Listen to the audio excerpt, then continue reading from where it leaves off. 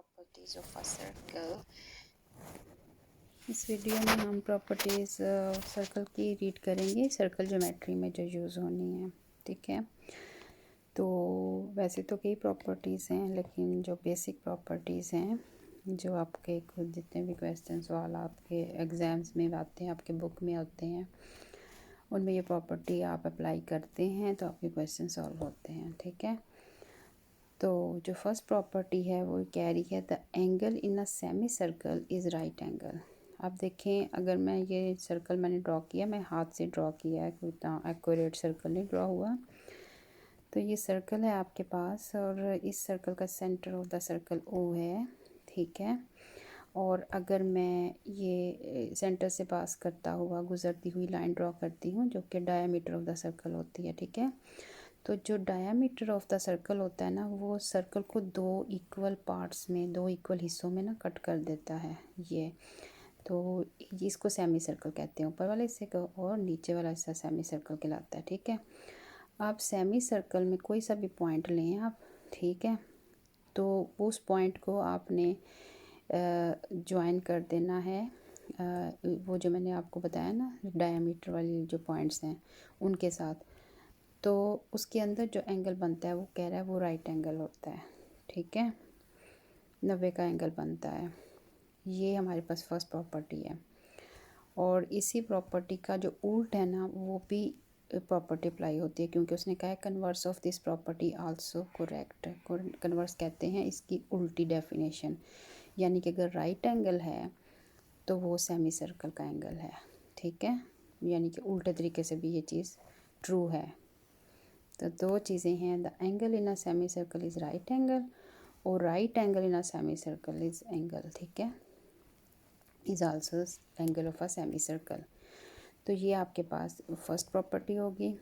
अब हम second property की तरफ जाते हैं।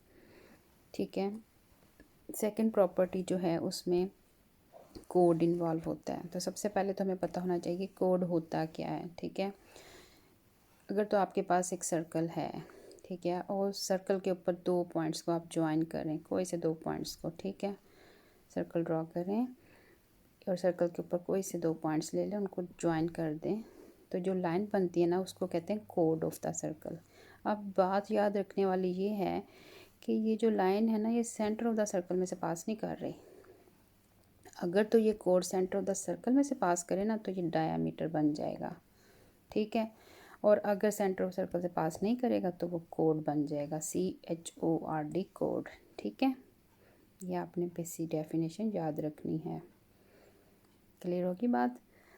तो ये हमारे पास कोड है। अब वो ये कह रहा है कि जो परपेंडिकुलर सेंटर से गिराते हो ना वो कोड को दो इक्वल हिस्सों में तकसीम करता है। बाई सेक्ट मीन का मतलब है, बाई मीन दो, सेक्ट जो है वो सेक्शन से निकला है, तो दो हिस्सों में कट करता है कोड को। कोई भी कोड ले लें, ये ले लें, इधर वाली ले लें, उधर वाली ले लें, तो जो भी परपेंडिकुलर आपने सेंटर ऑफ द सर्कल से गिराना है ना, परपेंडिकुलर क्या है, 90 का जाविया बनाती हुई लाइन, तो वो आपके जो कोड है ना उसको 90 के एंगल पर उसको बाइसेक्ट करेगी। बाई का मतलब मैंने आपको पहले बताया, टू, सेक्टर जो है सेक्शन से निकला है, दो इक्वल सेक्शन में उसको कट कर देगा वो परपेंडिकुलर।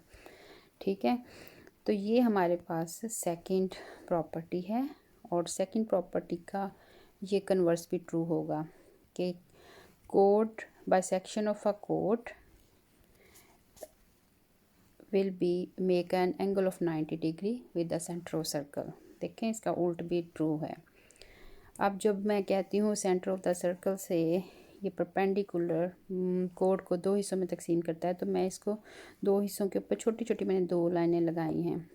मैथमेटिक्स में इसका मतलब ये होता है कि दोनों लाइंस जो है ना इनकी लेंथ इक्वल है। ठीक है, तो ये हमारे पास कोड है और ये टू इक्वल पार्ट्स में, यानी कि यहाँ से लेकर ये इक्वल पार्ट्स में ये कट हो गया है, बाइसेक्ट हो गया है। ठीक है, सेंटर ऑफ द सर्कल ने ये काम करना है। क्लियर होगी बात? अगर कोई और कोड भी ड्रा करें तो भी परपेंडिकुलर बाइसेक्टर उसको दो इक्वल हिस्सों में तकसीम कर देगा और उसको आप सिंगल सिंगल लाइन से शो करते हैं। इसका मतलब है ये दोनों इक्वल हिस्से हैं। ठीक है, और एंगल भी देख के दोनों के 90 डिग्री होंगे।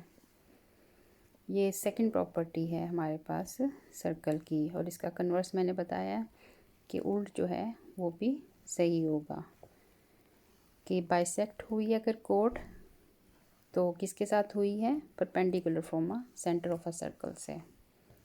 ये इसका जो कन्वर्स है वो भी ट्रू होगा। तो ये हमारी सेकंड प्रॉपर्टी है। अब देख लें ये फर्स्ट प्रॉपर्टी और सेकंड प्रॉपर्टी, आपको जब भी क्वेश्चन दिया होगा, फिगर दी होगी, तो आपने ढूंढना है कि ये प्रॉपर्टीज़ इसके अंदर आ रही हैं। अगर तो आपको शक्ल नज़र आए कि प्रॉपर्टीज़ आ रही, फ़ौरन आप अप्लाई करें तो आपका क्वेश्चन सॉल्व हो जाएगा। ठीक है। अब थर्ड प्रॉपर्टी जो है वो टेंजेंट टू अ सर्कल है।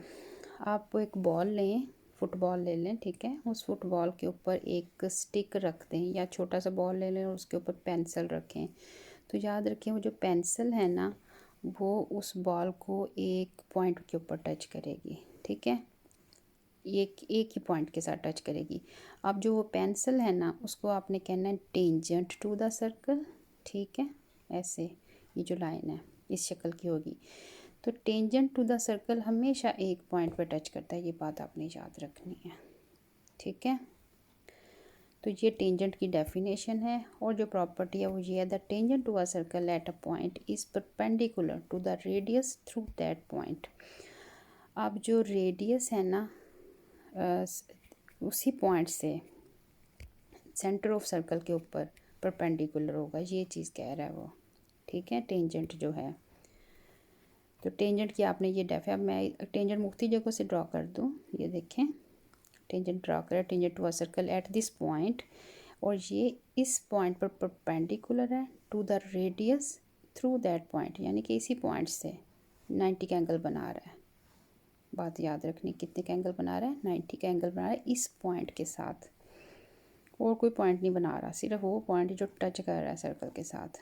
ठीक है, तो ये 90 का एंगल बनाता है रेडियस के साथ थ्रू दैट पॉइंट, उसी पॉइंट के साथ। ये बात याद रखनी है आपने। तो इसका जो कन्वर्स है वो भी ट्रू होगा। कन्वर्स क्या कह रहा है, to the radius through that point that is the perpendicular to the that perpendicular is a perpendicular distance to the tangent of a circle at that point. तो दोनों तरह से डेफिनेशन जो है ना वो उल्टी और सीधी दोनों फुलफ़िल होएंगी। क्लियर होगी बात। और ये देखें, ये 90 का एंगल बनता है इस पॉइंट के साथ, और कोई पॉइंट नहीं बनाएगा, सिर्फ ये पॉइंट 90 का एंगल बनाएगा। ये देखें किसके साथ, रेडियस के साथ, ऐसे। ये डेफिनेशन है, और उसका उल्ट भी आप लोगों को समझ आ जाएगा जो मैंने अभी रीड किया। तो ये 3 बेसिकली डेफिनेशंस हैं जो आपके जितने भी क्वेश्चंस हैं उनमें ये डेफिनेशंस अप्लाई होंगी, और आपके क्वेश्चन जो हैं वो इजीली सॉल्व हो जाएंगे। ठीक है, इन 3 यानी कि 3 प्रॉपर्टीज़ है मैंने डिस्कस की, लेकिन जब हम कहेंगे इसका उल्ट भी एग्जिस्ट करता है तो इसे 6 प्रॉपर्टीज़ बन जाएंगी। ठीक है, ये लोग आप याद रखिएगा, बहुत इजी हैं। उम्मीद है आपको पसंद आए होंगे और समझ भी आ गया होगा।